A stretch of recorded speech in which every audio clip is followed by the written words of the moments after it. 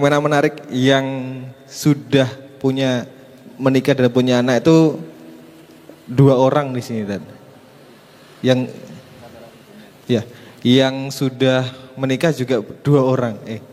Jadi empat yang sudah menikah dan udah juga. Sudah banyak. Sudah punya cucu. Cucunya laki-laki atau perempuan, Bu? Perempuan. Oh, cowok semua. Tuh, calon-calon kalau teman-teman cari suami. Berapa, Bu? Waduh, 3 cowok. Nah, ini Ustadz yang menarik itu teman-teman di sini mayoritas belum nikah, tapi pengen belajar parenting. Karena udah dapat, mesti di sosial media teman-teman udah berseliweran kontennya Nikita Willy dan Isa kan. Saya juga tahu dari HP istri saya. Atau siapa lagi? Bayi itu. AB apa siapa? AB, ponakan online ya. Siapa lagi? Cipung. Nah, Cipung. Nah, itu orang-orang tontonan itu menjadi tuntunan, Ustadz. Karena mereka terkenal maka parenting mereka itu menjadi tuntunan anak-anak muda sekarang. Begitu. Nah, yang mau kita bahas ini, kita sebagai muslim itu pendidikan Islam tuh gimana dan mau mulai dari mana? Gantian. Baterainya habis, teman-teman. Pakai ini. Ini saya disuruh diam. Ya, saya diam dan kita serahkan kepada Ustadz ilmunya kepada kita. Kepada Ustadz kami persilakan. Baik, jazakumullah khair Al-Akh Afif yang sudah menemani saya di teras dakwah sudah sekian kali ya. Masya Allah, termasuk di MU waktu itu. Bismillahirrahmanirrahim. Alhamdulillahi rabbil alamin. Assalatu wassalamu ala nabiyyina Muhammadin wa ala alihi wa sahbihi ajma'in. A'udzu billahi minasy syaithanir rajim. Ya ayyuhalladzina amanu taqullaha haqqa tuqatih wa la tamutunna illa wa antum muslimun. Allahumma inna nas'aluka ilman nafi'a wa rizqan tayyiba wa amalan mutaqabbala. Amin ya rabbal alamin. Assalamualaikum warahmatullahi wabarakatuh. Bagaimana kabarnya teman-teman semua? Sehat walafiat? Bagaimana dengan nyamuk yang katanya membasmi demam berdarah? Sudah ada yang jadi korban? Belum? Mudah-mudahan berikutnya ya. Berikutnya sehat terus. Amin. Alhamdulillah di malam hari ini kembali kami oleh Allah ditakdirkan untuk datang ke teras dakwah. Ini salah satu tempat kajian pertama kami di Jogja beberapa tahun yang lalu. Dan zaman itu sempat sama Al-Akh Afif ini salah kostum. Yang mana tuh? Zaman itu saya ngelihat teras dakwah itu seperti Masya Allah gitu ya. Saya kira jamaahnya sudah sepuh-sepuh gitu kan. Yang pertama, maka akhirnya datang pakai gamis, pakai kopiah. Wah, stylenya style ulama banget, padahal pura-pura. Tapi sekarang semakin kesini semakin faham ya. Ternyata bahkan Arif pun Afif pakai baju seperti ini, Masya Allah. Tadi dia ngelihat saya pakai sarung, dia ganti sarung. Setelah dia ganti sarung, saya ganti celana. Alhamdulillah, jadi biar nggak sama dengan Afif. Jebakan Batman. Maka alhamdulillah Allah mentakdirkan kita untuk duduk di majelis semacam ini. Dan ini tidaklah kemudian sesuatu yang remeh. Karena tidak ada satu ilmu pun yang kita ketahui yang mendekatkan kita kepada Allah kecuali pasti mendatangkan manfaat. Pasti manfaat. Jadi antum jangan pernah meremehkan, tadi pengajian di teras dakwah cuma dapat 1 ayat. Oh, tadi pengajian di masjid ini cuma dapat 1 hadis. Oh, tadi ketemu ustadz ini bertanya cuma dijawab 1 pertanyaan saja. Tidak ada satu ilmu pun yang kemudian remeh. Karena apa? Karena setiap ilmu yang menjadikan kita dekat kepada Allah, maka itulah hakikat apa yang kita cari. Jadi bukan banyaknya, sedikitnya, hafalannya tepat ketika menyebutkan ayat ataupun hadisnya, akan tetapi adalah bagaimana sesuatu sedikit yang kita miliki itu menjadikan kita semakin dekat kepada Allah Subhanahu wa ta'ala. Ada kisah mengenai ini Al-Imam Ahmad ibnu Hanbal.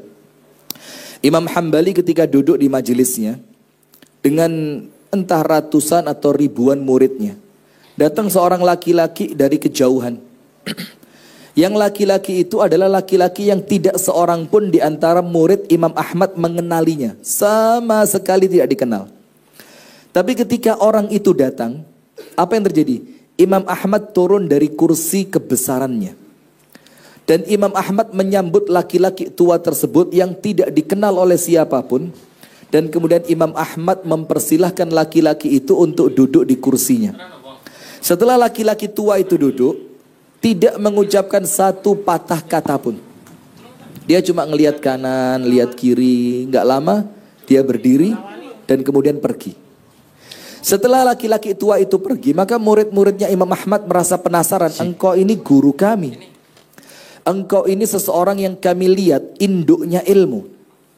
Tapi kami merasa heran dengan apa yang engkau lakukan kepada laki-laki tua tersebut. Kami tidak mengenalnya. Tidak ada tampang pakaian seorang yang berilmu. Gayanya tidak seperti seorang ulama. Tapi engkau begitu memuliakannya. Apa kata Imam Ahmad? Indahu ra'sul ilmi. Orang itu punya induknya ilmu. Orang itu punya apa? Induknya ilmu. Jadi semua ilmu yang kita cari induknya cuma satu. Dan orang itu sudah punya. Apa kata muridnya? Wa ma ra'sul ilmi ya ustadzana?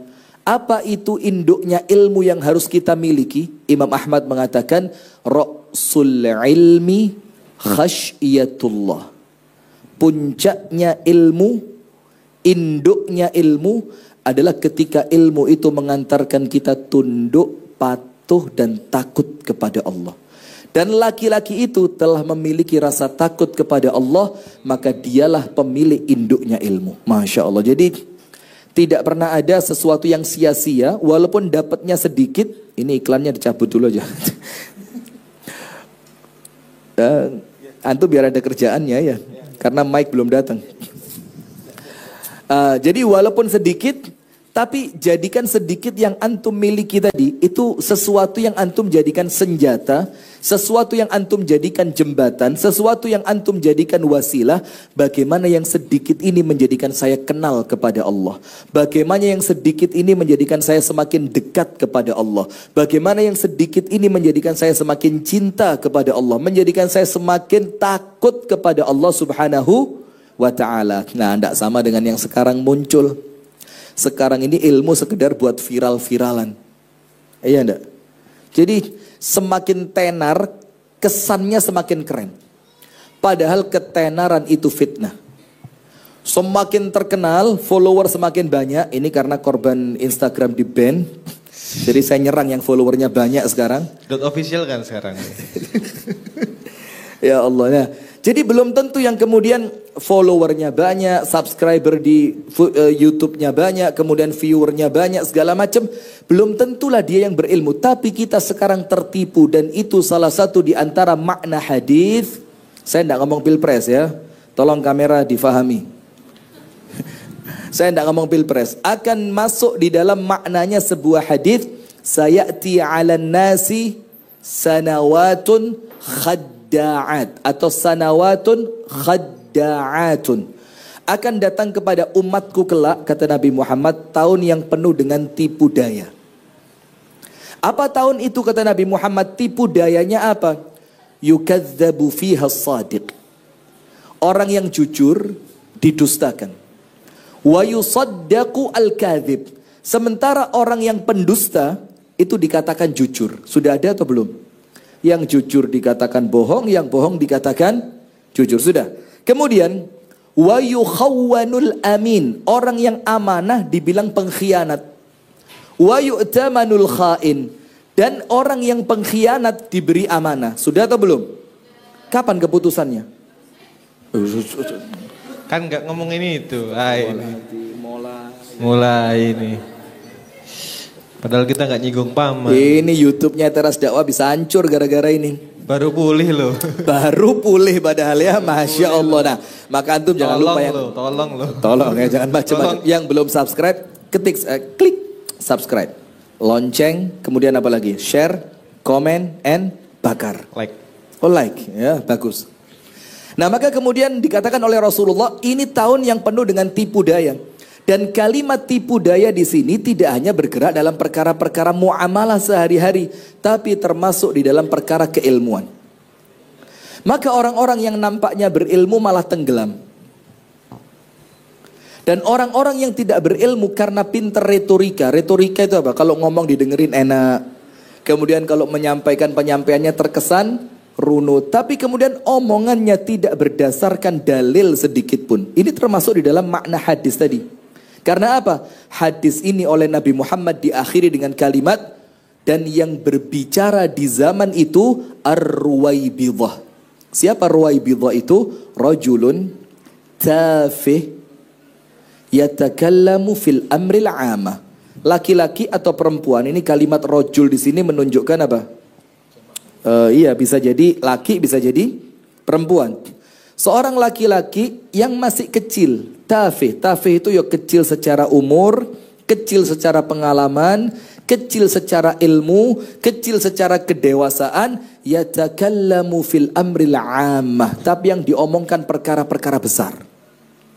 Ini bid'ah, itu syirik, ini tidak ada sunnahnya, ini menyalahi tuntunan Nabi, perkara-perkara besar.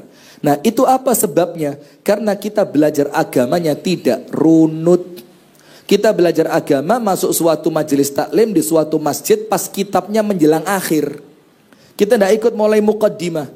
Kita tidak ikut kitab pembahasan tentang adab seorang penuntut ilmu. Bagaimana adab seorang ulama, seorang alim. Bagaimana menghadapi orang yang berbeda. Kita tidak pernah belajar itu, tiba-tiba duduk di majelis taklim pembahasannya bab yang terakhir. Langsung pulang jadi macan semua. Padahal dari ilmu yang kita cari, ingat, kita tidak cari apapun dengan ilmu ini, kecuali bagaimana ilmu itu menjadikan kita semakin takut kepada Allah. Maka ayatnya mengatakan, innama yakhshallaha min ibadihi al-ulama. Hanya para ulama di antara hamba Allah yang memiliki rasa takut kepada Allah. Itulah orang yang punya rasa takut kepada Allah. Dia dikatakan alim. Dikatakan apa? Alim. Kisah yang kedua,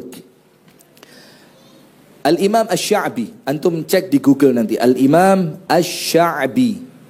Ini ulama besar di zamannya. Dan di zaman itu tidak ada seorang yang lebih alim dibanding dia. Ketika dia berjalan pergi meninggalkan majelisnya, dikejar oleh muridnya. Kemudian murid tadi ketika mengejar sambil berteriak, ya alim, wahai orang alim yang berilmu.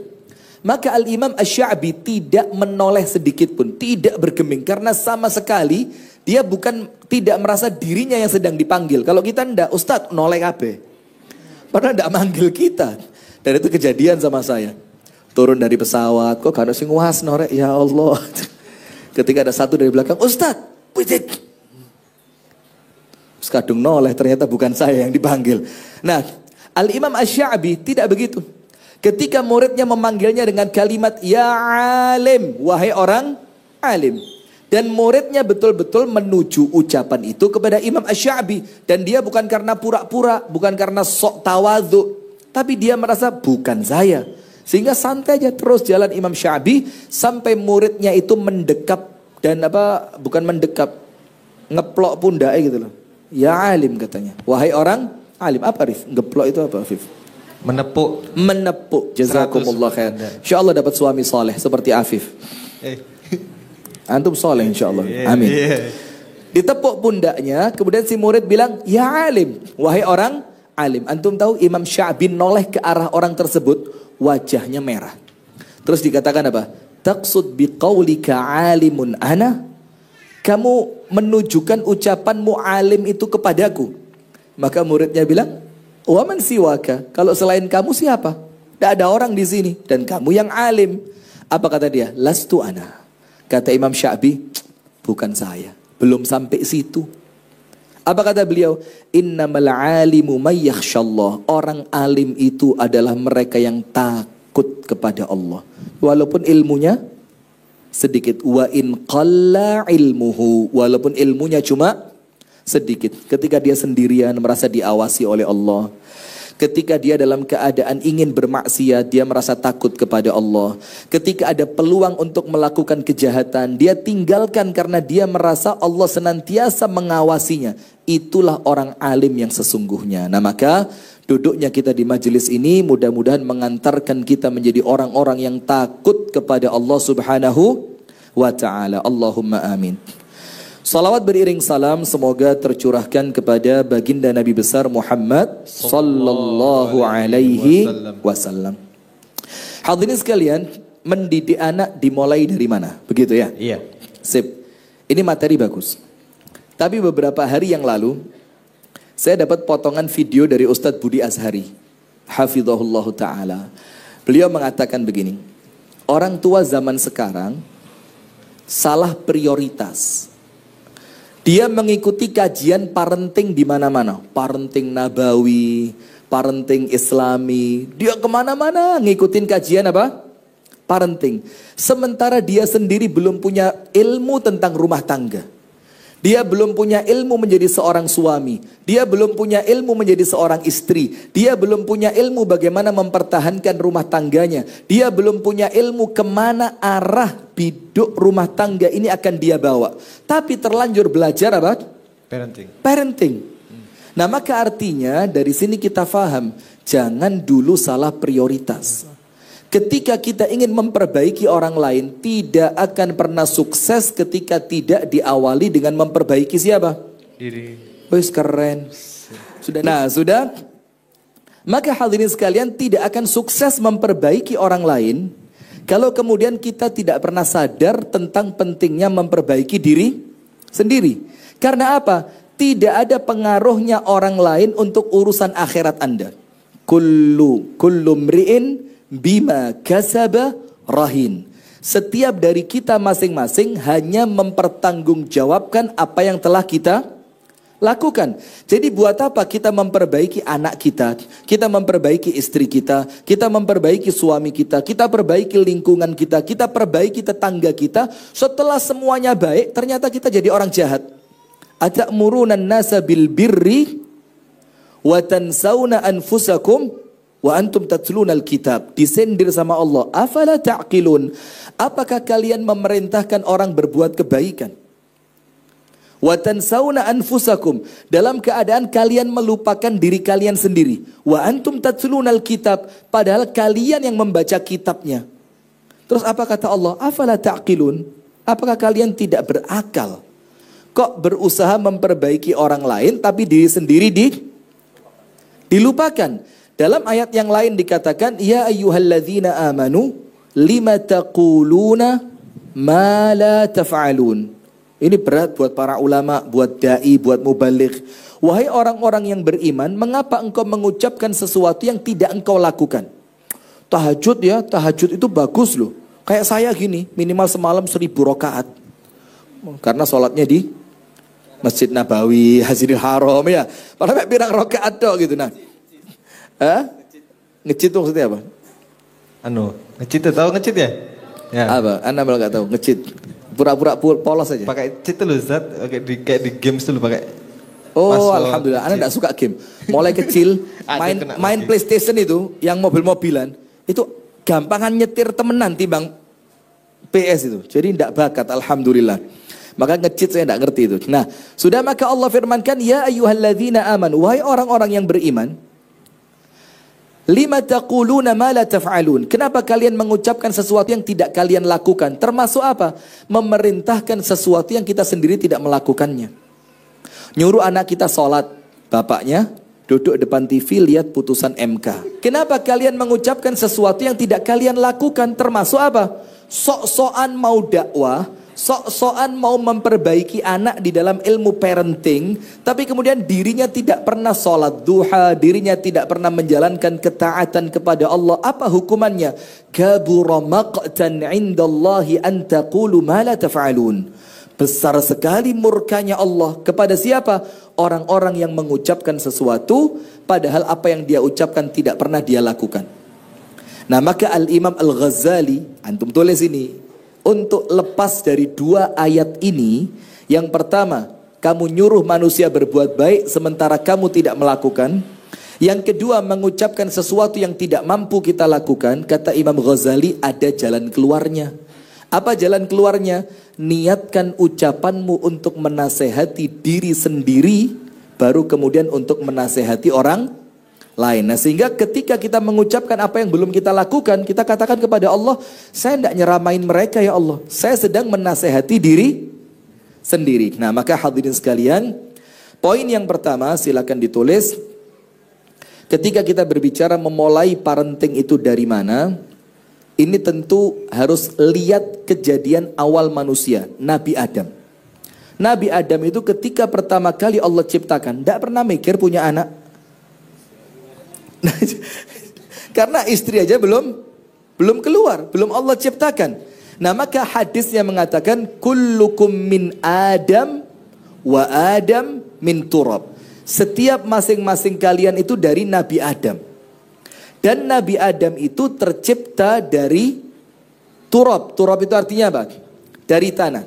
Walaqad khalaqnakum furada, dan kami akan mengumpulkan kalian masing-masing, didatangkan kepada Allah sendiri-sendiri. Kama khalaqnakum furada, sebagaimana dulu kami ciptakan kalian di dunia sendiri-sendiri. Maka saya punya paman di Jakarta dulu. Saya tinggal kebetulan bukan ketua MK, rumahnya di Rawamangun. Sudahlah, tolong Afif ya, jangan dipancing saya. Sudah, rumahnya besar sekali, lantai 3. Dan setiap lantainya kamarnya banyak, ngadep ke taman. Bagus sekali rumahnya, Masya Allah, tabarakallah. Sudah, dan saya dapat satu kamar khusus. Anak-anaknya dapat kamar, lantai sekian. Suatu hari, setelah saya pulang kuliah, saya makan sama paman saya, makan siang. Terus paman saya bilang apa? Rifki, lihat. Anaknya Ammi itu paman. Anaknya Ammi Ismail ini 5.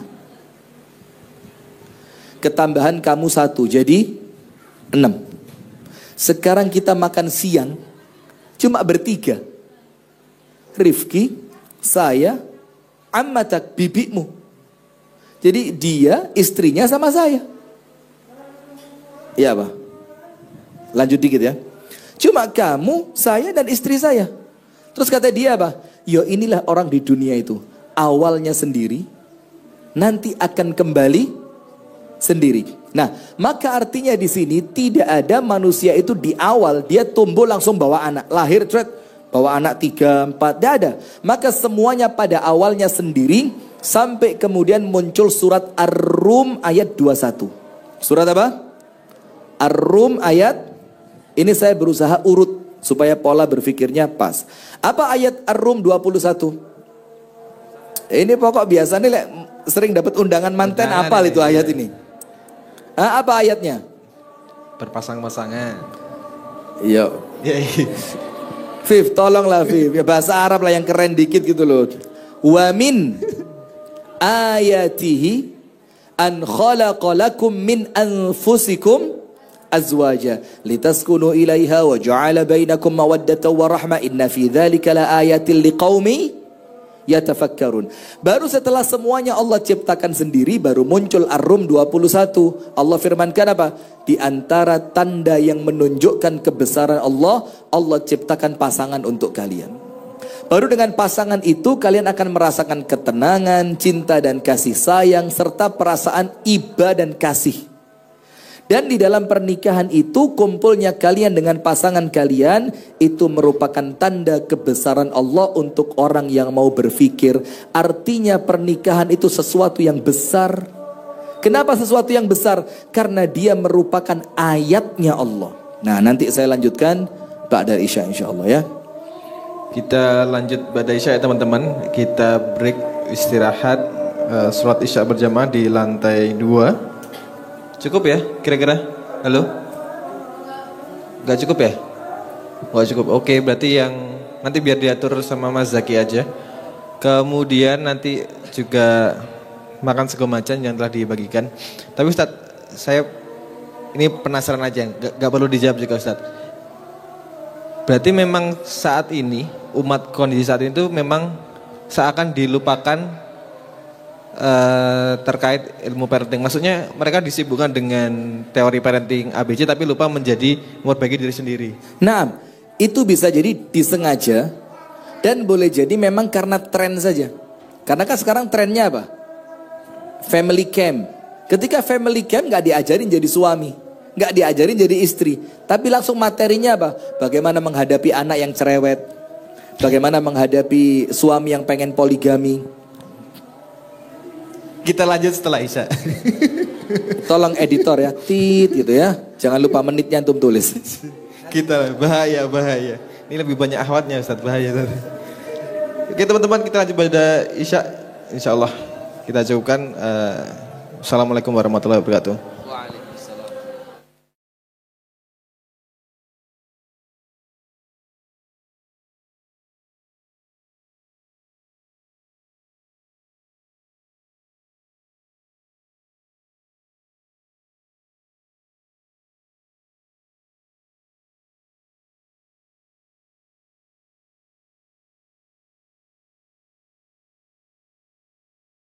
Ustaz. Naam ya Ustadz Afif. Kok Ustaz? Enggak. Al-Fakir Ustaz. Al-Fakir. Jenengan bilang bahwa sebenarnya ada tahapan sebelum parenting. Itu ketika jenengan menyebutkan memperbaiki diri dulu, memperbaiki pasangan dulu. Saya teringat sirah Nabi Ustaz. Ketika Rasulullah SAW itu mendapatkan wahyunya, beliau kan datang ke rumah dulu nih, ngajakin diskusi istrinya tentang wahyunya sebelum keluar untuk berdakwah. Saya ingat ke situ Ustaz. Monggo. Jazakumullah khair wa barakallahu fikum. Kita mulai kembali. Nasi macan. Iya. Sego macannya sudah dimakan semua. Kalau belum disimpan di tas saja, nanti siapa tahu di luar laku ya kan? Dijual gitu berapa ribu. Laku berapa biasanya? Ya. Belum pernah nyoba jual ya? Belum pernah. Ya mudah-mudahan. Ini bagus karena mereka nggak dapat THR Ustaz. Ketika Syawal kemarin. Baik, bismillahirrahmanirrahim. Alhamdulillahi rabbil alamin. Assalatu wassalamu ala nabiyyina Muhammadin wa ala alihi wa sahbihi ajma'in. Hadirin sekalian, teman-teman jamaah pengajian teras dakwah yang dirahmati oleh Allah, sudah registrasi semua? Sudah, kalau belum suruh pulang. Yang semoga kita semua dirahmati oleh Allah seperti yang Afif tadi sampaikan, begitu pula Nabi Muhammad. Jadi tahapannya itu harus jelas. Dimulai dari mana harus jelas. Nabi Muhammad setelah mendapatkan wahyu, dan itu pun sebelum mendapatkan wahyu prosesnya panjang. Antum silakan baca kitab yang agak tebelan dikit lah, tapi salah satu cara membaca biar sukses itu bagaimana? Satu hari ditarget, satu hari 3 lembar, satu hari 4 lembar, itu ditarget. Nanti insya Allah bisa khatam. Kalau tidak ada targetnya ya susah. Kitab Ar-Rahiqul Makhtum ya, itu kan kitab sejarah Nabi yang saat ini nampaknya paling fenomenal. Karena jelas, lengkap, juga disajikan dengan cara yang bagus. Nabi Muhammad itu sebelum diutus menjadi Nabi SAW, itu normalnya anak-anak muda di zamannya. Bahkan pernah ada yang namanya Mahrajanu Makkah. Mahrajan Makkah itu namanya festival kota Mekah. Yang itu diadakan di salah satu bukit di kota Mekah. Kumpul campur baur laki, perempuan, khomer, musik segala macam. Dan itu diadakan setahun sekali. Dan antum tahu Nabi Muhammad ikut sallallahu alaihi wasallam di usianya yang masih muda sebelum usia kenabian 40. Maka kalau mau jadi itu harus 40 dulu seharusnya memang. Jadi kecuali kalau ada paman jadi malaikat gitu. Nanti malaikatnya ngomong sama Allah, ya Allah ini pamannya Nabi. Dia sudah pernah jadi gubernur Mekah ya Allah. Tapi kan baru 2 tahun. Tapi kan pernah ya Allah. Sudah repot. Sudah. Maka Nabi Muhammad ikut acara Mahrajan Makkah tadi. Antum tahu sampai atas menunggu acara dimulai, Allah Ta'ala menjadikan Nabi Muhammad ketiduran. Setelah Nabi Muhammad SAW bangun, apa yang terjadi? Acaranya sudah selesai. Tanya sama teman-temannya, mana ini festivalnya? Maka dikatakan sama temannya, kamu tidur panjang katanya. Dan itu bagaimana cara Allah menyelamatkan. Nah, termasuk antum sekarang ini. Boleh jadi ketika anak-anak muda yang lain berada di tempat yang lain yang mungkin kurang baik, boleh jadi itu skenario Allah untuk menyelamatkan masa depan ke antum semua. Jadi Allah tempatkan antum di sini untuk melewati tahapan-tahapan yang pas. Nah, baru kemudian setelah Nabi Muhammad mendapatkan wahyu, itu yang pertama diingetin siapa? Ashiratakal aqrabin. Ingatkan pertama kali, dakwai pertama kali, sampaikan pertama kali kepada kerabat-kerabat terdekatmu. Ashiratakal aqrabin, yang paling dekat denganmu. Nah, tujuannya apa? Agar tahapannya tadi benar. Nah, sekarang kita lanjutkan apa yang saya mulai tadi. Jadi yang pertama, tahapan kita itu apa? Kullukum min Adam wa Adam min turab. Semuanya dari Nabi Adam, dan Nabi Adam tercipta dari tanah. Kemudian Allah Ta'ala berfirman, kalian akan mendatangiku, kata Allah, datang kepadaku kelak pada hari kiamat, furoda. Furoda itu satu-satu, ndak bawa teman.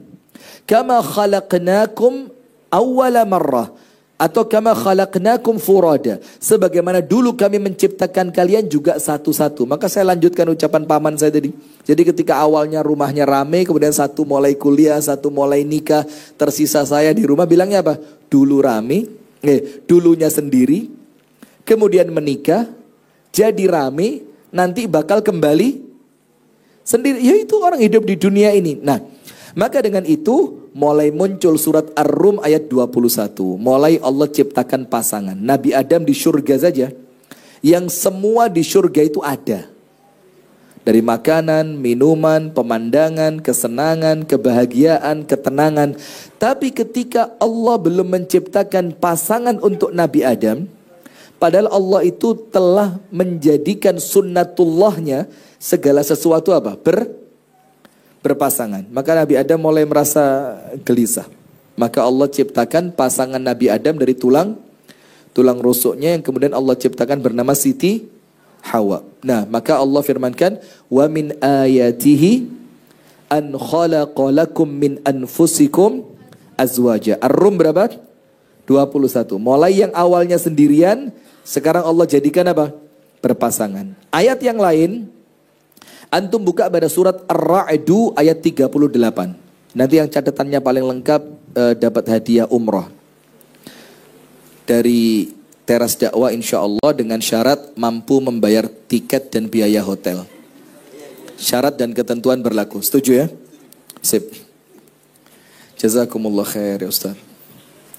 Terima kasih. Afif gak usah dikasih. Iya. Nangis nanti. Masih cengeng ya, dari dulu gak berubah ternyata. Terima kasih. Nah, sudah termasuk dalam surat Ar-Ra'du ayat berapa? 38. Dalam surat Ar-Ra'du 38, Allah Ta'ala berfirman, وَلَقَدْ أَرْسَلْنَا رُسُلًا مِنْ قَبْلِكَ. Kami telah mengutus rasul-rasul sebelummu, wahai Muhammad. Terus apa sifatnya para rasul yang Allah utus sebelum Nabi Muhammad tadi? وَجَعَلْنَا لَهُمْ أَزْوَاجًا وَذُرِّيَّةً. Dan kami berikan untuk mereka pasangan dan anak turun mereka. Maka dalam ayat ini ayat yang disebutkan oleh para ulama tafsir. Allah menjawab celaan orang-orang Yahudi. Jadi orang Yahudi itu di awal ngomong, katanya Nabi kok nikah, katanya Nabi kok makan, katanya Nabi kok jalan-jalan di pasar, katanya Nabi kok kerja. Nah, maka salah satu yang mereka jadikan bahan cemoohan untuk Nabi Muhammad, lo Nabi lah kok nikah. Maka Allah tunjukkan di sini, dan kami telah mengutus rasul-rasul sebelum kamu, wahai Muhammad. Jadi bukan cuma engkau, tapi sebelummu, dan kami jadikan untuk mereka azwajan. Azwaj itu bentuk jamak. Berarti istrinya berapa, Afif? Iya, jawab sana, lebih dari satu. Bawa dari Kediri, sudah paham poligami. Mas, tulis nomornya ya. Kalau ada kata-kata poligami itu antum hapus ya, cek rotok kerja didiin. Sudah, karena saya mulai latihan berubah sekarang. Gak enak kalau ceramah banyak poligami, itu gak enak. Mendingan diamalkan, jangan diceramahkan aja. Betul. Sudah, saya ngomong apa barusan? Kok tiba-tiba lupa saya? Konsekuensinya harus beramal. Iya. Tak kasih cerita. Saya punya dosen dulu, namanya Ustadz Jazuli Rehal Amin, orang Sudan. Saking lamanya di Indonesia sampai bahasa Indonesianya itu kayak orang Betawi. Tapi beliau berbahasa Arab, cuma kalau diajak ngomong Indonesia bisa. Nah kemudian suatu hari beliau masuk kelas. Terus tiba-tiba tanya, siapa di antara kalian yang pengen umroh? Ini bayangin baru semester 2 ini. Jadi semester 2 itu kalau umur kira-kira belum sampai 20. Ditanya siapa di antara kalian yang pengen umroh? Satu kelas 80 anak angkat tangan semua. Semua angkat tangan. Terus beliau tanya, semuanya kepengen ya? Iya pengen. Terus beliau tanya, waman minkum qad ta'allama manasikil umrah. Siapa di antara kalian yang kepingin tadi, yang sudah belajar manasik umroh? Tidak ada satupun di antara kami yang angkat tangan. Terus beliau bilang apa? Dari mana keinginan itu akan terwujud kalau kalian tidak mewujudkannya dengan ilmu? Terus beliau mengatakan, karena ilmu itu akan mengantarkan pemiliknya untuk mampu mengamalkannya. Nah maka yang pengen poligami, belajar poligami dulu. Nanti ilmu antum itu akan mengarahkan antum ke sana. Setuju? Takbir. Lemes. Astagfirullahaladzim. Takbirnya dalam hati itu tadi. Sudah. Serius, balik. Nah, maka dengan itu salah satu yang menjadi celaan orang-orang Yahudi atas Nabi Muhammad apa? Loh kok Nabi punya istri, kok Nabi punya anak? Nah maka Allah tunjukkan, wahai Muhammad bukan hanya engkau, tapi nabi-nabi sebelummu itu semuanya Allah berikan untuk mereka pasangan dan anak keturunan. Walaupun tetap secara sunnatullah, secara normal, ada yang anaknya jadi fitnah, ada yang anaknya jadi musuh, ada yang anaknya qurrata a'yun. Itulah yang menunjukkan bagaimana perbedaan di antara kita. Jangan dipandang le anake ustadz kudu mesti api. Ini ada cerita, coba enggak usah lah. Lihat cerita terus entek materi. Ada cerita ya di suatu negeri. Nah kita katakanlah namanya Wakanda gitu ya. Sudah. Artinya ayat Ar-Ra'd 38 bahwa pernikahan itu bukanlah aib. Justru pernikahan itu sunnatullah yang ini merupakan jalannya para nabi dan rasul. Jadi dalam Islam tidak ada cerita uzubah. Uzubah itu apa? Beribadah kepada Allah dengan tidak menikah. Secara normal tidak ada. Kecuali orang-orang khusus. Contohnya yang paling gampang mudah diingat. Al-Imam An-Nawawi. Imam Nawawi itu meninggal sekitaran usia 50 tahun. Ada yang bilang 52, ada yang bilang 50, pokok sekitaran itu. Dan Imam Nawawi sampai meninggal tidak menikah, padahal usianya 50 tahun. Apa yang terjadi? Karena Imam Nawawi mengatakan ilmuku belum sempat tercatat semuanya. Maka ketika aku menikah, aku khawatir tidak memiliki waktu yang cukup untuk menjalankan haknya istri dan anak-anakku. Itu Imam Nawawi. Imam Ahmad nikah usia berapa? 50 tahun. Imam Ahmad bin Hanbal nikah umurnya berapa? 50, karena dia menghabiskan waktu di awalnya prioritasnya ilmu. Nah tapi kalau kita sekarang ndak, ilmu ndak prioritas, nikah ndak prioritas, bahkan sudah punya anak ngomongnya child free. Iya benda. Apa-apaan ini, rusak konsep hidup kita ini, memang dirusak. Nah sudah. Maka dalam ayat ini dikatakan bahwa menikah itu jalannya para nabi. Nah sementara orang yang mengikuti jalannya para nabi pasti selamat dunia, selamat akhirat, bahagia dunia, bahagia akhirat. Nah sip, sekarang kita ngomong pernikahannya dulu. Berarti tahapan pertama, ingat, mensolihkan diri. Tahapan pertama apa? Solihkan diri. Mensolihkan diri. Ayatnya apa? Antum buka surat Al-Kahfi ayat 82. Al-Kahfi 82. Surat apa? Al-Kahfi ayat 82. Wa ammal jidaru fakana li ghulamaini yatimaini fil madinati wa kana tahtahu kanzun lahuma wa kana abuhuma salihah. Kata kuncinya wa kana abuhuma salihah. Adapun tembok yang mau roboh, yang oleh Nabi Khidir diberdirikan, diperbaiki cuma-cuma, yang kemudian Nabi Musa dalam tanda kutip protes, kenapa tidak minta bayaran? Padahal kalau kamu dapat bayaran, uangnya bisa kita bikin beli makan. Apa jawabannya Khidir? Wa ammal jidaru, tembok yang saya perbaiki tadi, itu milik 2 anak yatim di kota ini, yang di bawah tembok itu tersimpan harta peninggalan orang tuanya. Kenapa kok sampai Allah untuk memperbaiki tembok supaya hartanya anak yatim itu tidak hilang? Bayangin ya, bukan kehormatannya loh. Bukan ketakwaannya, bukan keimanannya, sesuatu yang remeh, harta. Tapi Allah menganggap itu penting. Kata kuncinya di mana? Wa kana abuhuma, diulang, wa kana abuhuma salihah. Karena bapaknya kedua anak yatim ini dahulu, bukan sekarang karena sudah yatim. Dahulunya adalah bapak yang saleh. Dan ingat, antum buka tafsir Ibnu Katsir, ini bukan bapaknya langsung, tapi generasi ke-8 atau ke-9. Jadi bapaknya bapak, bapaknya sampai 9. Nenek moyangnya ternyata kesolihannya itu tembus sampai penjagaan Allah terhadap harta anak dari generasi ke-9-nya. Nah, maka itu poin pertama dulu. Nah, setelah mensolihkan diri, masuk tahapan pernikahan. Ingat, ayatnya berubah. Apa ayatnya? Laki-laki baik untuk siapa? Perempuan yang baik. Perempuan yang baik untuk siapa? Laki-laki yang baik. Nah, maka itulah pentingnya komunitas ini. Agar yang baik-baik ini tidak keserempet, tidak kecomot, tidak kecolek sama orang-orang yang nampak baik cuma dari luar. Nah, maka itulah ada komunitas seperti Teras Dakwah. Supaya kita apa? Membentuk komunitas. Supaya yang baik-baik ini bukan untuk merasa baik ya. Bukan untuk merasa eksklusif dari orang lain. Tidak boleh. Supaya yang baik-baik ini ada wadah-wadahnya. Sehingga nanti ketika dibutuhkan, saya pengen cari istri nih, saya pengen cari suami nih. Tempatnya jelas. Oh, ngaji aja setiap hari ini di acara Teras Dakwah. Ketemu teman-teman yang baik, tinggal ambil. Bek merem loh ini ketemu.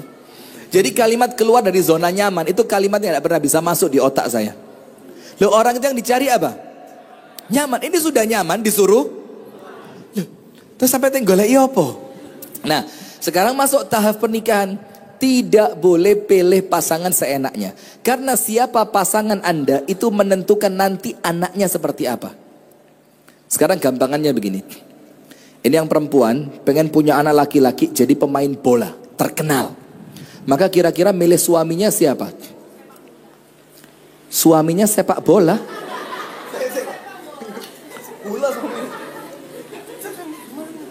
Apa? Nah, yang lengkap lah Mbak. Dia akan pilih suami yang dia sudah punya ancang-ancang nanti kalau anak saya lahir akan mendekatkan saya pada cita-cita yang saya inginkan terhadap anak saya jadi pemain bola. Minimal dia pilih pemain bola, pelatih bola, atau orang-orang yang hidupnya di bola. Dunia sepak bola, hatta mungkin pekerja di pabrik bola. Yang penting bendino nyekel bal ya. Maka hadirin, apa yang antum inginkan untuk nanti Allah berikan kepada putra putri antum harus didekatkan dengan pasangan. Nah, saya kasih satu contoh. Abu Dzar Al-Ghifari. Tahu Abu Dzar? Sahabat dekatnya Nabi Muhammad ya. Abu Dzar ini sahabat yang terkemuka. Milih perempuan tidak mungkin ditolak. Tidak mungkin ditolak. Mau yang cantik, mau yang kaya, mau yang punya jabatan, tidak akan ditolak. Karena dia sahabat dekatnya Nabi Muhammad SAW. Ketika Abu Dzar mau menikah, teman-temannya dikumpulin.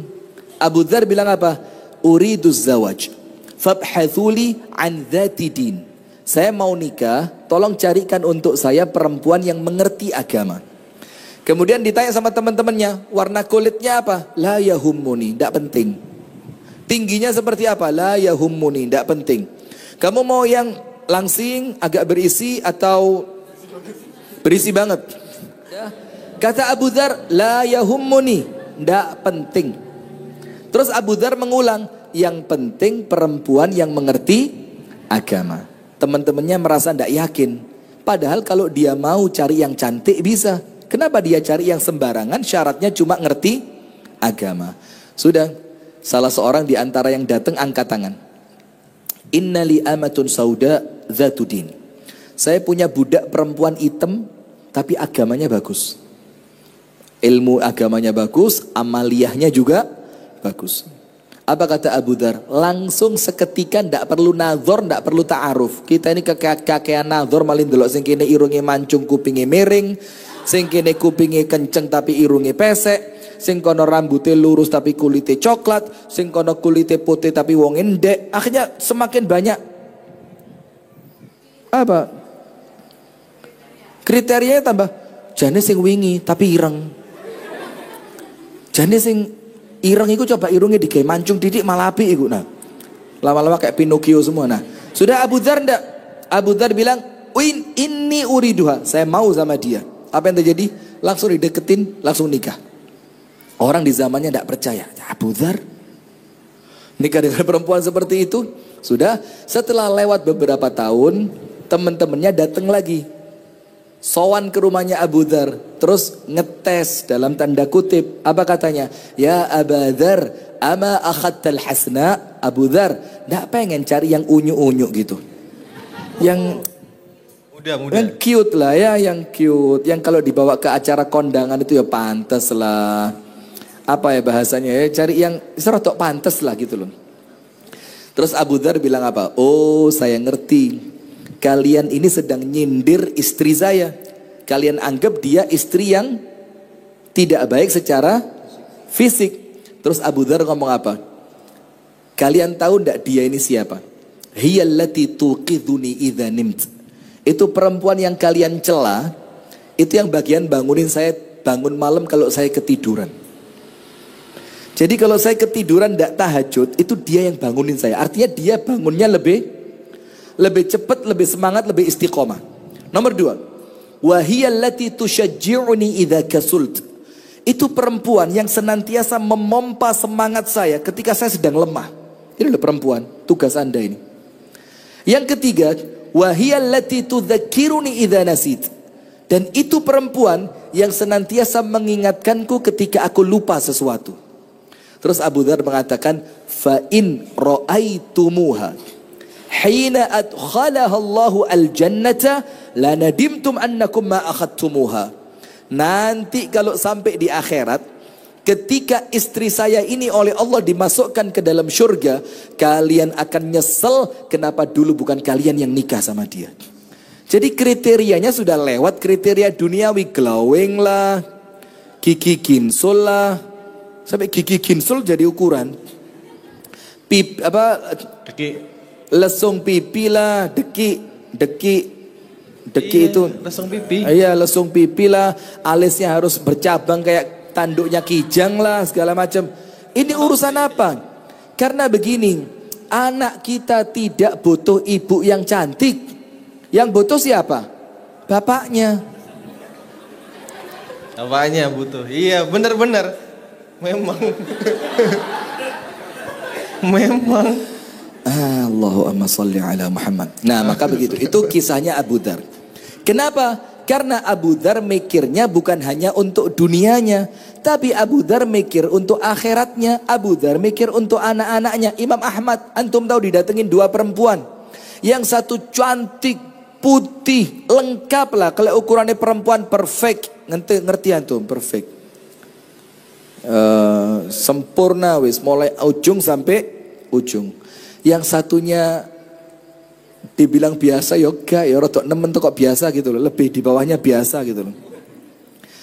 Tapi yang perfect ini agamanya biasa, ibadahnya biasa. Sementara yang nampaknya dalam tanda kutip, maaf ya, yang nampaknya ugly,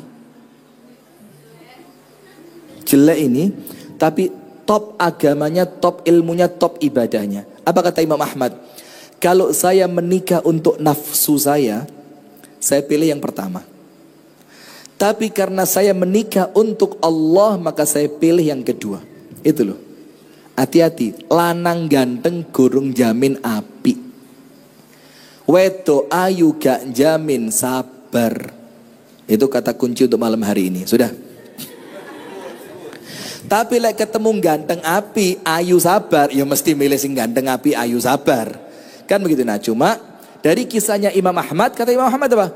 Saya milih dia bukan karena nafsu, tapi karena Allah. Maka sampai 20 tahun pernikahan, sampai Ummu Abdillah meninggal dunia, apa kata Imam Ahmad? Tidak pernah berselisih dengan saya satu kata pun. Allah. Maka jangan korbankan rumah tangga yang panjang hanya dengan fisik yang sementara. Kemudian kisah yang ketiga, dalam kitab Majmu' Fatawa Ibnu Taimiyah, ada seorang laki-laki punya anak laki-laki, anaknya sopan, sabar, baik, taat, nurut, top ini anak, masya Allah tabarakallah. Sampai suatu hari Ketika si anak laki-laki itu menikah, istrinya datang ke mertua laki-lakinya. Istrinya si anak tadi berarti mantunya ya, datang ke mertuanya, tanya, "Pak, kok bisa sih punya anak sebaik itu? Sopan, sabar, tanggung jawab, ngomongnya santun, pokok baik banget. Tolong dong kasih rahasianya buat saya, supaya nanti cucumu yang akan lahir dari rahimku itu juga sesoleh bapaknya." Apa kata laki-laki itu? "Sabartu ala adha ummiha 20 sana." Allah anugerahkan kepadaku anak sebaik itu. Ada pengorbanannya. Apa pengorbanannya? Saya keburukan ibunya selama 20 tahun. Maka Allah diganti dengan anak yang qurrata a'yun. Nah, maka kalau kita kepingin punya anak yang baik, tahapan pertama tadi apa? Mensolehkan diri. Al-Kahfi ayat berapa?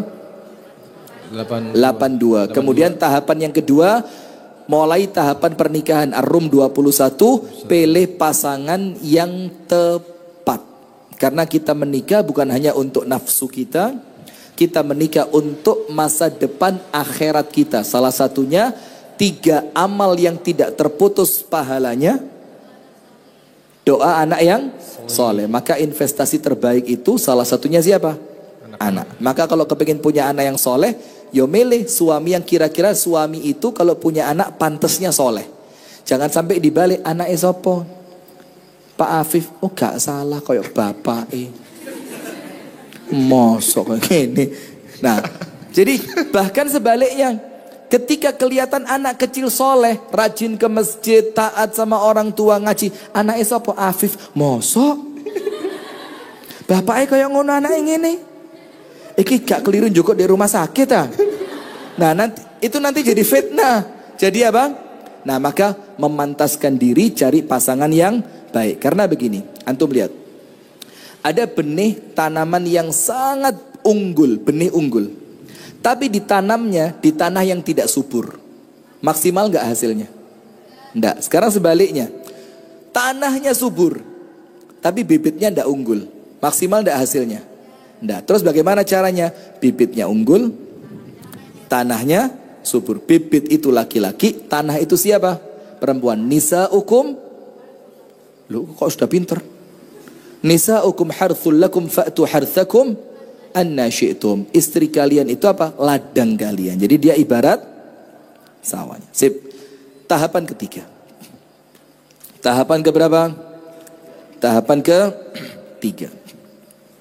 Lihat. Hadis Nabi Muhammad mengatakan kullu mauludin yuladu alal fitrah. Setiap bayi yang lahir, mereka lahir dalam keadaan fitrah. Fitrah itu apa? Pret. Betul. Afara, pretnya direvisi, betul. Apa? Fitrah itu apa? Amsayna ala fitratil Islam. Nah, maka fitrah itu setiap bayi yang lahir membawa tauhid. Maka sebelum dia lahir, oleh Allah kan ditanya sekali lagi, alastu birabbikum. Mereka jawab apa? Qalu bala syahidna. Ya Allah, kami mengaku kami adalah hambamu ya Allah. Kami mengakui engkau adalah Tuhan kami. Anak kecil lahir dalam keadaan suci. Tapi ingat, kalau anak dalam tanda kutip, karena saya kemarin ngomong titipan, barang titipan itu perempuan dan anak itu dikritik sama netizen. Oh, istri dianggap barang. Lah terus apa? Jasa. Keliru juga ya. Aku tadi. Nah, ikut. Ya, ikut. Emang lebih aman begitu kayaknya. Sudah. Maka kalau boleh dibilang anak itu barang mentah. Bukan barang mentah, apa? Orang kalau mau produksi itu apa namanya? Bahan mentah. Bahan bakunya masih apa? Mentah. Nanti bahan baku ini mau dibentuk botol, atau dibentuk gelas, atau dibentuk pot bunga, atau dibikin meja, terserah siapa? Produsennya kan. Nah, tapi tetap ingat, bahan baku itu ada yang bahannya memang bagus, ada yang bahannya memang biasa. Bisa bagus atau biasa karena siapa? Keturunan dari kedua orang tuanya. Tahapan yang kedua tadi. Nah, sekarang kita masuk yang ketiga. Maka kullu mauludin yuladu 'alal fitrah. Setiap anak yang lahir, mereka semuanya lahir dalam keadaan fitrah. Baru dilanjutkan, barulah kedua orang tuanya yang menjadikan mereka Yahudi, Nasrani, atau Majusi. Kalau sekarang, maka kedua orang tuanya lah yang menjadikan mereka pecinta MU, yang menjadikan mereka pecinta Chelsea, yang menjadikan mereka pecinta bola, yang menjadikan mereka pecinta qiraatul Quran, yang menjadikan mereka pecinta sholat, yang menjadikan mereka pecinta puasa, yang menjadikan mereka pecinta judi slot. Siapa yang bikin? Karena anak dari kecil tidak tahu apa-apa. Anak dibilang, nak sholat, olat. Antum tahu anak kecil baru lahir, belum ada yang nikah sih ya. Yang sudah nikah coba, mohon maaf, yang sudah nikah, yang perempuan yang sudah nikah, sudah ya, sudah punya anak. Ngapain kesini? Sudah. Ya sudah. Anak kecil itu usia 0 sampai 4 bulan. Bahkan bisa lebih, 0 sampai 8 bulan. Bahkan bisa setahun pertama. Itu mesti nangis di malam hari kira-kira sekitar jam berapa? 2, 3. Anaknya siapa? Coba dicek KTP-nya, coba dicek KTP-nya. Saya kok jadi nggak yakin. Iya, saya juga. Mbak pernah nikah di mana dulu? Syria. Kenapa? Oh adik, ya sudah enggak apa-apa. Kita husnudzon aja, husnudzon aja. Nanti urusannya dia sama Allah itu. Sudah, normalnya jam 2 malam nangis. 3 malam nangis. Minimal apa? Katakan pasti sebelum subuh sudah bangun. Nangis. Cuma terkadang uminya, PTI turun keluruk, nah kok wis jerit-jerit. Apa pempesnya kebe anak? Ya wis digenteni. Sudah dineneni. Atau kalau enggak sama ibunya digendong, dipuk-puk. Apa dipuk-puk itu? Susah. Bubuk nak, bubuk. Itu fitrah yang Allah ciptakan untuk anak kita. Mereka Allah fitrahkan bangunnya pasti sebelum subuh. Coba. Kalau mereka bangunnya jam 3, ternyata ibunya juga biasa bangun jam 3. Maka ketika anaknya bangun, ibunya bangun, dirapiin anaknya, diseka, digantiin baju, ibunya ke kamar mandi, persiapan sholat. Ketika ibunya sholat, anaknya ditaruh di sampingnya. Keren gak kira-kira? Kebawa gak itu ketika sampai mereka dewasa? Kebawa. Tapi sayangnya ibunya bilang apa? Nanti ya, nanti. Matahari belum keluar. Repot, akhirnya apa? Fitrah yang Allah ciptakan pada. Susah diselamatkan. Susah sapunya, susah. Ini tim editingnya kesian malam ini. Susah. Jadi fitrah yang Allah ciptakan pada anak kita, kita ngaku yang rusak siapa? Contoh yang kedua, anak kecil itu kalau pakai pampers, itu tidak senang kalau pampersnya basah atau ada pupnya. Maka mesti mereka kalau begitu apa? Nangis. Tapi kadang-kadang ibunya males. Kenapa bukan bapaknya ya? Kok yang disalahkan ibu kalau pampers ya? Memang perempuan ya? Enggak. Ya, terserah lah siapa aja ya. Pampersnya penuh.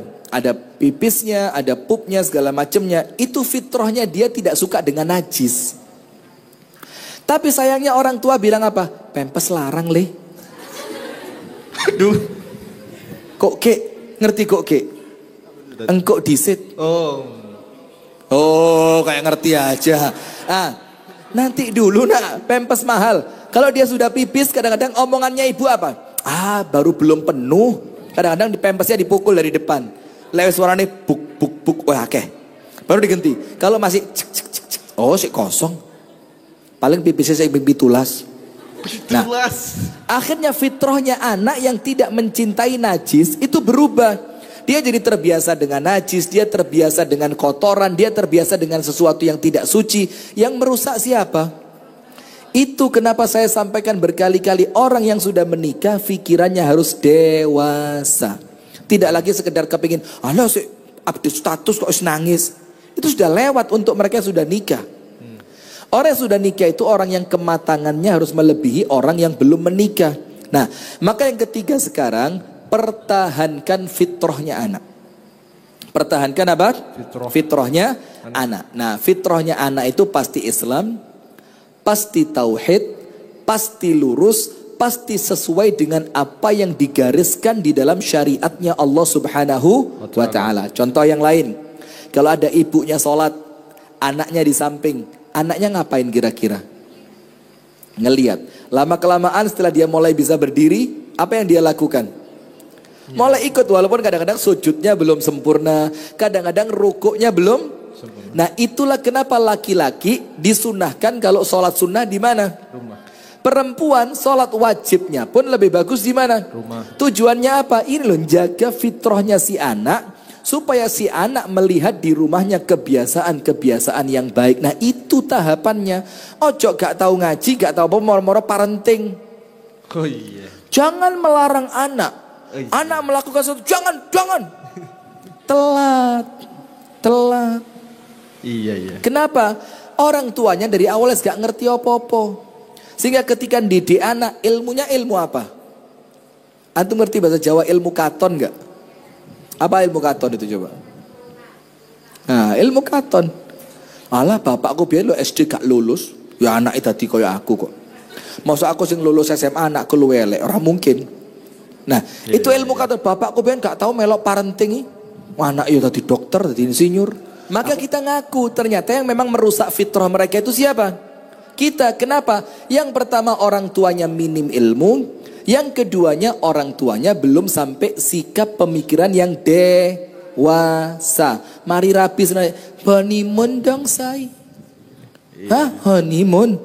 Rapi kok, popok, cuci, lantai dipel, gitu loh. Orang zaman dulu badannya bagus-bagus dak? Nggak pakai nge-gym, di rumahnya gym semua. Meresi jemuran.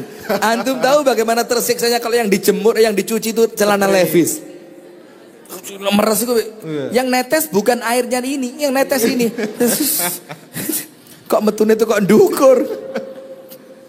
Terus ngepel zaman dulu. Nggak ada pakai ngepel ya mundur nih. Makanya Masya Allah bentuk tubuhnya meliuk-liuk karena biasa ngepel cet. Sekarang ngepelnya pengen tok. Iya. Nggak asik. Nyuci, masak, setrika. Ya walaupun itu memang kalau dikatakan bukan kewajiban perempuan, iya bukan. Tapi kita katakan normalnya perempuan melakukan itu. Jadi tatanan ini kok dirusak gitu loh. Nah sudah, sekarang tahapan yang keempat. Nomor 3 tadi menjaga apanya? Fitrahnya. Jangan sampai dia melihat kecuali yang baik. Jangan melihat kecuali yang baik. Jangan mendengar kecuali yang baik. Dan salah satu yang paling penting untuk menjaga fitrahnya anak apa? Jangan masukkan ke dalam perutnya kecuali yang halal. Ini hati-hati orang tua ini. Kadang-kadang orang tua itu sama makanan anak kurang perhatian. Ada satu cerita ulama Syafi'iyah. Tidak pernah sekalipun sepanjang perjalanannya dia kalah debat, tidak pernah. Ini antum bisa baca dalam kitab Tabaqat Syafi'iyah. Tabaqat itu artinya urutan-urutan ulama-ulama Syafi'iyah. Tidak pernah sepanjang umur kalah debat, tidak pernah. Semua dalil di sini, mau Qur'annya, mau hadisnya, mau ucapan ulamanya lengkap. Suatu hari dia berdebat dalam suatu masalah yang dia sudah menguasainya. Ternyata apa? Dia lupa satu hadis. Akhirnya karena dia lupa satu hadis tadi, dia kalah dalam perdebatan malam hari itu. Pulang dia ke rumah ibunya, langsung tanya, "Bu, engkau memasukkan sesuatu yang haram ke dalam tubuh saya ketika saya kecil, pernah atau tidak?" Ibunya bilang, "Wala marrah," sekalipun tidak pernah. Anak ini ngotot, "Tidak mungkin, Bu. Coba diingat-ingat lagi, mungkin engkau pernah memasukkan sesuatu yang haram ke dalam perutku?" Ibunya bilang, "Wala marrah," sekali tidak pernah. Anaknya ngotot, "Cobalah Bu, pelan-pelan diingat Bu." Ibunya mulai merenung sebentar, kemudian ibunya ngomong, "Tadzakartul an." Saya ingat sekarang. Apa kata ibunya? "Dulu waktu saya ke pasar, kamu tak tinggal di rumah. Dan waktu itu ternyata kamu kehausan sampai nangis. Dan kamu diambil tetangga sebelah yang pekerjaannya dalam tanda kutip. Dan kamu sempat disusui olehnya." Terus katanya anak tadi apa? "Hadza sababun nisyani." Ini sebab lupanya saya satu hadis tadi. Bayangin cuma berapa isepan mungkin kan? Itu menjadikan anak tadi rusak fitrahnya. Sekarang poin keempat. Bagaimana kemudian ketika kita menjaga tahapan dalam mendidik anak? Nomor 4, ketika ini sebenarnya tidak perlu disampaikan, cuma karena antum kebanyakan belum menikah saya sampaikan. Ketika hubungan suami istri, doa itu pegang peran penting. Allahumma barik lana fima razaqtana wa qina. Doa apa itu? Antum mau ngapain? Nah, ini sempat terlewat, tapi karena biasa tidak saya sampaikan, cuma saya lihat antum belum nikah, maka tolong bacaan ini dihafalkan. Di KUA Kota Batu, kota kami, bukan kota kami, kota tempat kami tinggal. Mau jadi bupati apa? Wali kota. Bisa. Sudah, itu keputusan KUA-nya. Kalau ada laki-laki yang mengajukan izin nikah, kan biasa datang ke KUA dulu, bawa berkas segala macam, calon istri siapa, nanti ada rapaan. Di sini namanya apa? Kalau jombloan, rapaan. Jombloan itu artinya laki-laki perempuan dipertemukan di gedung KUA, kemudian ditanya, benar enggak ini pilihan kamu? Kamu dipaksa enggak nikah sama dia? Itu namanya diklarifikasi sebelum dia nikah. Nah, setelah semuanya selesai, mau penetapan tanggal, si calon mempelai pria itu disuruh berdiri, suruh apalan doa hubungan suami istri. Berdiri, mocok, kasih mic. Saya ke sana. Iya. Yang belakang apa yang depan? Antum pilih salah satu. Oke. Yang kelihatannya mukanya sih nggak ngerti, aja sih ngerti. Kalau yang antum pilih yang ngerti, nggak seru ini. Allahumma barik lana. Iya, betul. Coba salah satu. Nggak apa, salah nggak apa-apa, kan belum nikah kan? Sekarang. Coba Allahumma barik lana. Allahumma barik lana. Tarik mic-nya, ganti. Kacau tenan. Allahumma janibna. Coba bisa enggak? Gimana? Doa hubungan suami istri. Belum tahu, Pak. Belum pernah? Belum. Atau sebelumnya nggak pakai doa? Lip, ganti orang. Antum kurang beruntung. Coba antum berangkat haji tahun ini. Amin. Yang lain coba. Salah satu. Ini terakhir, Iso terakhir. Belakang ya. Belakang. Yang paling belakang juga boleh, yang senden di tembok itu, yang senden kursi, senden pagar. Langsung kabur. Gak ada yang mau.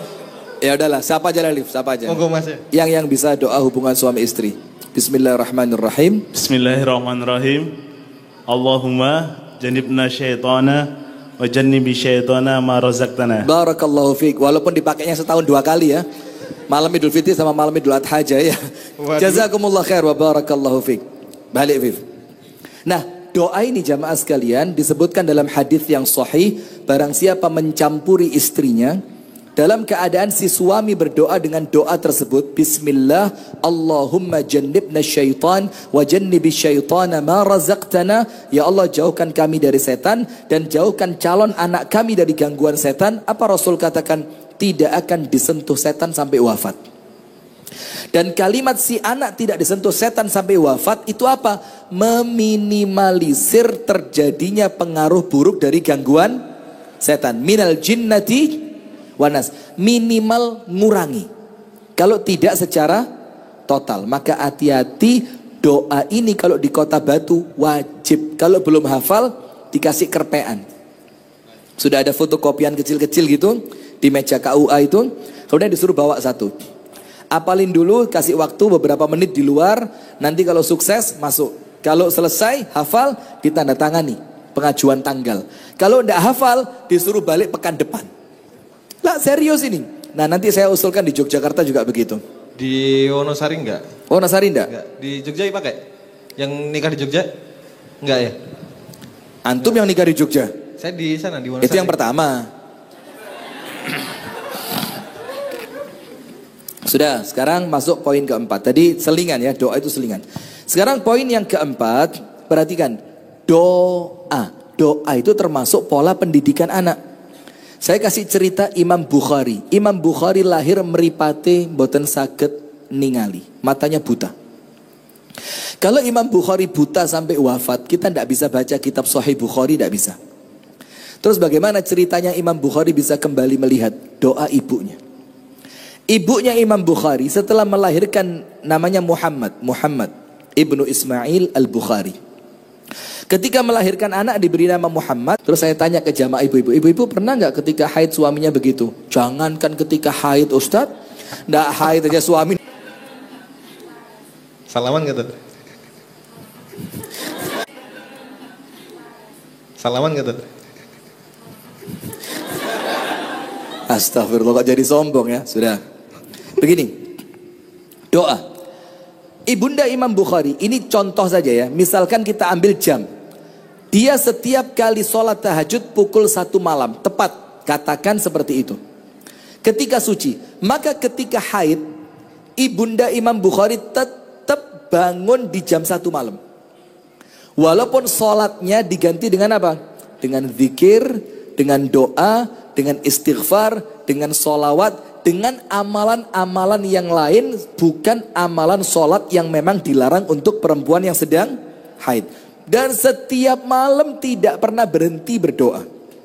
Kan kita tahu kan salah satu doa yang tidak tertolak doanya siapa? Orang tua kepada siapa? Anaknya. Salah satu doa yang paling diharapkan oleh ibundanya Imam Bukhari oleh Allah diterima. Sampai jam berapa, Liv? Sampai 8:30. 8:30. Salah satu doa yang paling dia harapkan Allah terima itu satu. Allahumma rudda basara ibni. Ya Allah, kembalikan pandangan mata anakku.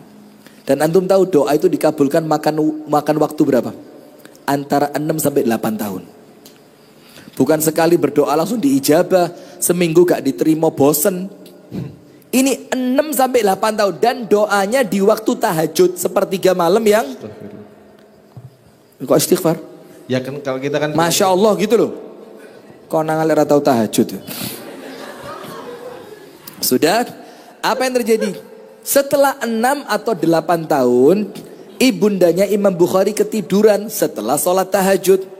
Di dalam mimpi dia melihat Nabi Ibrahim. Nabi Ibrahim itu membangunkan ibundanya Imam Bukhari. Dia bilang, Istaiqidhi ya ummah, fa innallaha qad radda basara ibnik. Ibu, bangun bu. Karena Allah telah mengabulkan doamu dan Allah jadikan anakmu kembali bisa melihat. Bangun ibunya, loh kok mimpi? Imam Bukhari kecil, merinding saya. Imam Bukhari kecil dibangunin sama ibunya, ditaruh sampingnya. Kemudian matanya mau dicolok untuk ngetes, bisa ngelihat atau tidak. Ketika ibunya begini kayak mau dipukul, ternyata Imam Bukhari kecil kepalanya gini. Apa gini itu? Menghindar. Ibunya langsung senang, doanya sama Allah diijabah. Coba lihat, doa siapa? Ibu. Juraij, tahu Juraij? Seorang ahli ibadah yang setiap hari kerjaannya sholat dan sholat di tempat ibadahnya namanya Sauma'ah. Ketika dia sedang sholat, ibunya panggil dan sholatnya sholat sunnah. Mulai sini tahu kan? Ketika dia sedang sholat sunnah, ibunya bilang, ya Juraij, anakku Juraij. Mikir dia, ummi am sholati, ibuku atau melanjutkan sholatku. Dia mikir, ibu manusia, sholat untuk Allah. Lah, sholat. Dipanggil sama ibunya 2 kali sampai 3 kali, Juraij lebih mementingkan sholatnya. Padahal ini sholat sunnah, bukan sholat wajib. Kalau sholat wajib, tidak boleh dibatalkan. Sebagaimana puasa wajib, kalau tidak ada uzur, tidak boleh dibatalkan. Tapi kalau sholat sunnah boleh dibatalkan, puasa sunnah boleh dibatalkan. Sudah, maka Juraij ternyata milih sholatnya. Ibunya marah. Ibunya bilang apa? Semoga Allah tidak mewafatkan dirimu kecuali setelah wajahmu dipamerkan di depan perempuan nakal. Dan ceritanya betul. Juraij difitnah berzina dengan seorang perempuan sampai perempuannya hamil. Ketika anaknya lahir, dilaporkan ke raja. Dibilang anaknya siapa? Juraijil Abid. Anaknya Juraij ahli ibadah. Raja marah. Juraij, iya. Yang sok ibadah, iya. Punya anak dari kamu, iya. Ini buktinya. Akhirnya dikirim pasukan ke tempat ibadahnya Juraij. Tempat ibadahnya dihancurkan. Juraijnya ditarik untuk dihukum oleh raja. Dan di tengah perjalanan lewat tempat perempuan nakal. Ketika lewat tempat perempuan nakal, Juraijnya tersenyum. Dibilang apa? Asabatni liyauma da'watu ummi. Hari ini saya kena doanya ibu saya. Maka pasukan tadi kaget. Mau dibunuh kok ketawa. Dia bilang apa? La ta'rifu qissati. Kamu tidak ngerti cerita saya, katanya si Juret tadi. Setelah sampai di hadapan raja, tenang Juret. Juret juga bilang, mana bayinya? Sini, gendong. Setelah bayinya digendong sama Juret ditanya, man abuk? Bapakmu siapa? Ini bayi kecil langsung nunjuk. Abi hadza ra'il baqar. Ini bapak saya penggembala sapi. Ternyata perempuan tadi setelah tidak bisa ganggu Juret, dia malu sama temennya, dia berzina dengan penggembala sapi, sampai dia hamil, dia tunjukkan sama temennya, saya berhasil ganggu Juret. Padahal bukan perbuatan Juret, tapi karena doanya siapa? Ummi. Antum buka dalam surat Ali Imran ayat 36. Surat Ali Imran ayat berapa? 36. Ini ceritanya siapa? Ketika Siti Maryam dilahirkan oleh ibundanya. Jadi Siti Maryam putranya siapa? Imran. Allah Ta'ala berfirman, falamma wada'atha qalat rabbi inni wada'tuha untha wallahu a'lamu bima wada'at wa laysa adh-dhakaru kal untha wa inni sammaytuha Maryam wa inni u'idhuha bika wa dhurriyyataha minasy syaithanir rajim. Ya Allah, aku telah melahirkannya dan aku melahirkannya perempuan. Kenapa dia sempat kecewa? Karena ketika bayi ini dia harapkan laki-laki, dia sudah bernazar, anakku wakaf untuk Allah. Bayangin. Sebelum lahir dia nazarkan apa? Tapi karena lahirnya perempuan sedikit ada rasa kekecewaan. Tapi kok perempuan? Bagaimana dia bisa berjuang di jalan Allah kalau dia seorang perempuan? Kemudian dikatakan, walaysa dzakaru kal untha. Memang ya Allah laki tidak sama dengan perempuan. Wa inni sammaituha Maryam, dan aku berikan nama kepadanya siapa? Maryam. Kemudian yang berikutnya, wa inni u'idzuha bika wa dzurriyyataha minasyaitonir rajim, dan aku mintakan kepadamu ya Allah perlindungan untuknya dan perlindungan untuk anak turunnya dari gangguan setan. Dalam kitab Sahih Bukhari dikatakan salah satu bayi yang lahir normal tapi tidak nangis, salah satunya Nabi Isa. Lahirnya normal, tidak ada kendala, tapi lahirnya tidak pakai nangis. Nabi Isa. Kenapa disebutkan dalam kitab Sahih Bukhari? Karena bayi itu nangis ketika keluar dari kandungan ibundanya. Itu setan menancapkan awal permusuhannya dengan ditusuk perutnya dan pahanya. Dalam satu riwayat perut, dalam satu riwayat paha. Dalam riwayat yang lain perut dan paha ditusuk pakai jarum. Kata setan, ana aduwwul lak. Kamu sama saya, you are my enemy. Kamu sama saya apa? You and me, and kamu sama saya musuh. Gimana? Anang dong. Tapi tak. Rusa Arif, tolong ganti MC. Jangan. Nah sudah, apa yang terjadi? Dikatakan oleh para ulama tafsir, kenapa itu Nabi Isa dan anak-anak turunnya anak turunnya belum ada, Nabi Isa belum nikah ya. Kenapa itu Nabi Isa kemudian oleh Allah diselamatkan bahkan dari gangguan setan yang pertama berkat doa dari ibunya. Nah maka apa tahapan berikutnya? Yang banyak berdoa. Maka perempuan-perempuan ini, laki-laki ini kalau sudah punya anak tahajud. Hoi, jamaah.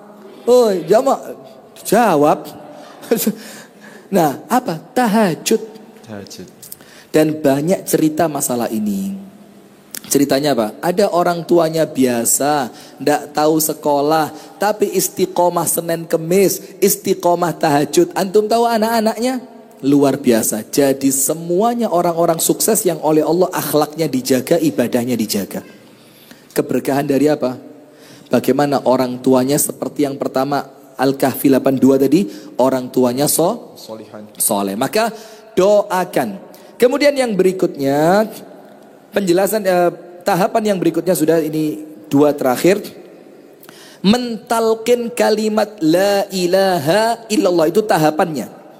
Dalam hadis Anas bin Malik dikatakan, di zaman Nabi Muhammad, anak-anak kecil itu ditalkin untuk mengucapkan Allah, Allah, Allah. Sebelum dia ditalkin, mam, mam, nenen, nenen, nenen, nenen. Iya.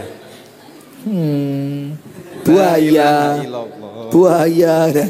Nah sudah, itu ditalkinnya kalimat apa? Allah. Artinya apa tahapan berikutnya? Mengenalkan anak kita kepada Allah. Kenapa begitu? Az-Zariyat 56. Tulis Suratul Zariyat ayat 56. Ini malam ini kok kebanyakan ayat saya. Surah Az-Zariyat ayat yang ke-56. Wa ma khalaqtul jinna wal insa illa. Berarti ini anak harus Anda fahamkan, nak, tugasmu adalah ibadah. Nak, yang kamu ibadahi adalah Allah. Nak, tidak ada sekutu bagi Allah. Dalam surat Luqman coba. Ya bunayya intaku. Ustadznya kan saya. Nyaut terus. Memang. Mau berapa persen? Kita sharing profit ya. Wahai anakku, katanya Luqman kepada siapa? Anaknya. Dan ada buku kecil gitu. Itu terjemahan bahasa Arab. Bukunya sudah terjemahan Indonesia. Wasiat Luqman Al-Hakim kepada anaknya. Wasiatnya keren-keren. Salah satu yang saya ingat sampai sekarang apa? Ya bunayya in kunta fi majlisi ta'amik fahfad batnak. Nak, kalau kamu di majelis makanan, jaga perutmu, nak. Wa in kunta fi baiti ghairik, kalau kamu di rumahnya orang lain, nak, fahfad ainak, jaga matamu, ojo jelalatan. Oh kulkasih lawas. Oh anak ayam ini durung adus, jaga matamu. Wa in kunta fi majlisi qaumika fahfad lisanak, kalau kamu berada di majelisnya kaummu, rapat RT, rapat RW, arisan, di majelisnya kaummu, jaga apa?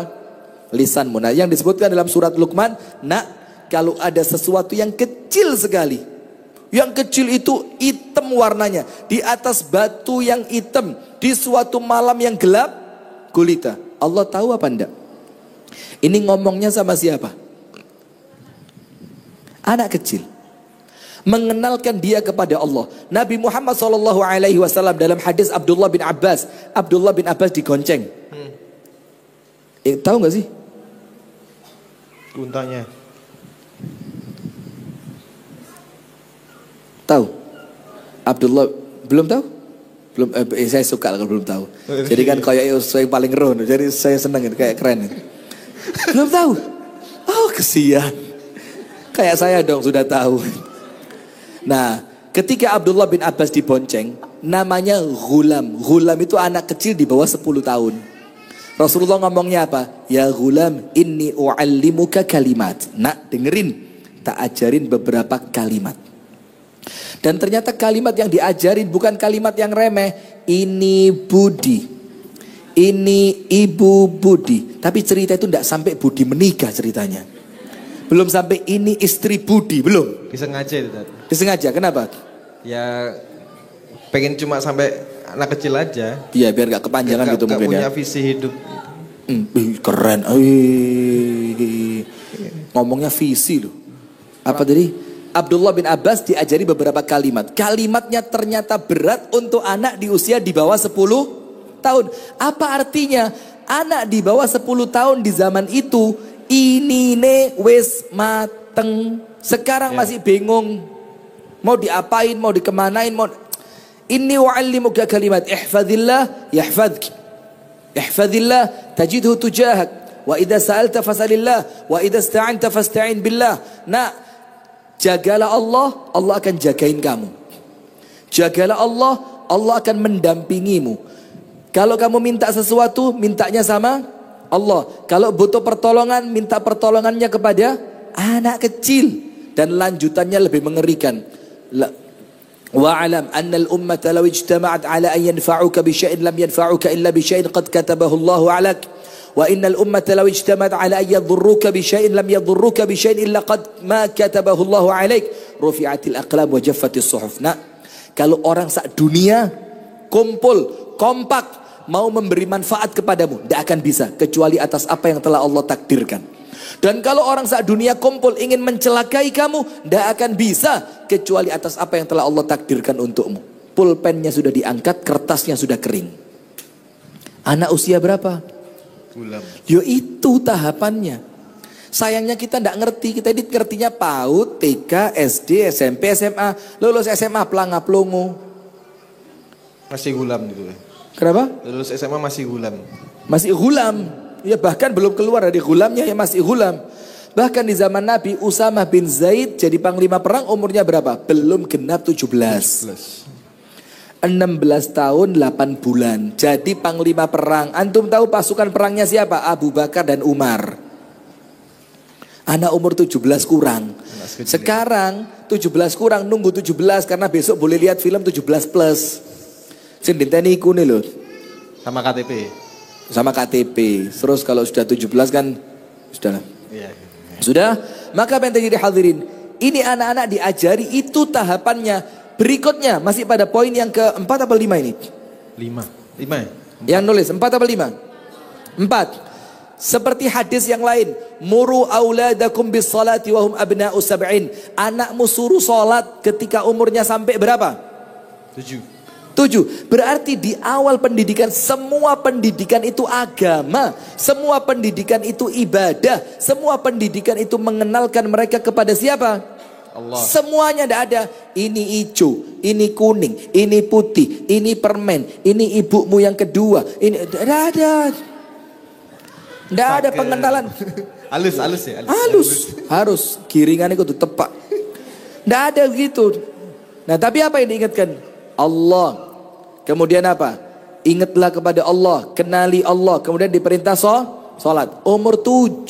Umur 7 itu sekarang baru masuk kelas 1 SD. Sudah disuruh sholat. Tapi kalau dia tidak mau sholat, tidak ada hukuman. Karena umur pun belum sampai usia balik. Saya mau tanya, balik itu apa? Faham, bisa membedakan baik itu namanya mukallaf atau mumayyiz, bukan balik. Balik ya. itu apa? Siap menikah. Wallah ya Ustaz, Masya Allah. Antum kayaknya sudah balik sekarang. Orang itu biasa salah faham. Balik itu apa? Keluar bulu di kemaluan, mimpi basah. Kalau perempuan keluar darah, itu bukan balik. Itu tanda-tanda orang balik. Terus balik itu apa? Dia telah mendapatkan catatan dosa yang dia lakukan. Itu namanya orang balik. Berarti kalau dia melakukan dosa sudah mulai dicatat. Kalau kebaikan mulai kecil dicatat sama Allah. Terutama untuk orang tuanya yang ngajarin. Nah sudah.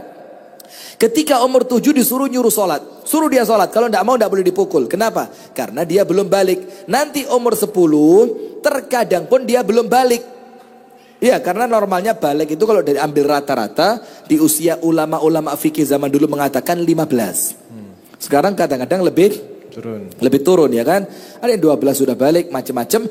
Umur 10 tapi rata-rata umur 10 belum balik. Tapi sudah disuruh mukul. Tujuannya apa? Ketika dia sampai usia balik, dia tidak kaget untuk sholat. Iya. Dan ingat pukulannya bukan pukulan yang terkesan siksaan, tapi pukulan pendidikan.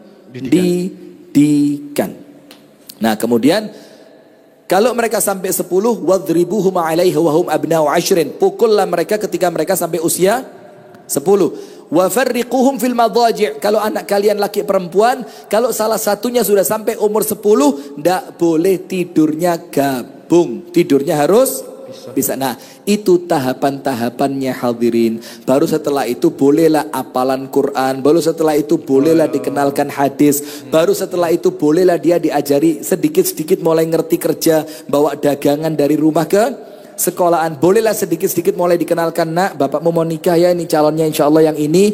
Nanti ibu yang gimana? Enggak.